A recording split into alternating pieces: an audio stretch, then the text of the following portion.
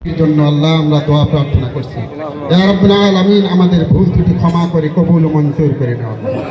এর হাদিয়া নবী পাক সাল্লাল্লাহু আলাইহি ওয়াসাল্লামের রওজায় পৌঁছায় দাও। সমস্ত আম্বিয়ায়ে কেরাম, সাহাবায়ে কেরাম, তাবেঈন, তাবে তাবেঈন, আম্মা মুস্তাহিদিন, আম্মা মুতাআক্কিরিনদের রূহ মুবারক পৌঁছায় দাও। ইয়া রাব্বুল আলামিন আমাদের মাঝে যারা আল্লাহ অসুস্থ আছে আল্লাহ তাদেরকে সুস্থতা দান করুন।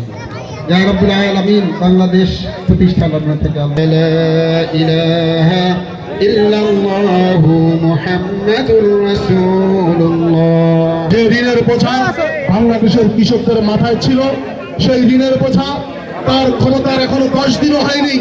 10 দিনের মাথায় এসেই উনি যে প্রতিশ্রুতি দিয়েছিলেন সমস্ত কৃষকদের ঋণ মওকুফ করা হবে, উনি তা মওকুফ করে দিয়েছেন।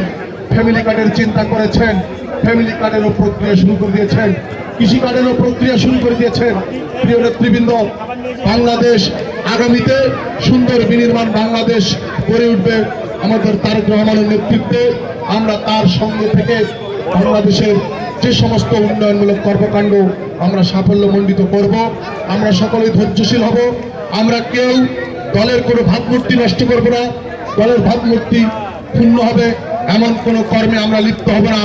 আমরা দূরে থাকবো সেগুলো থেকে।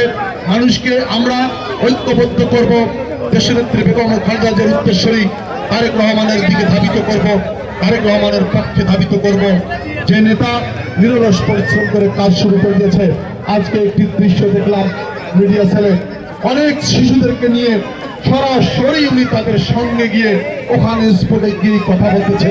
এরকম প্রধানমন্ত্রী বিশ্বে বিরল ইতিহাস।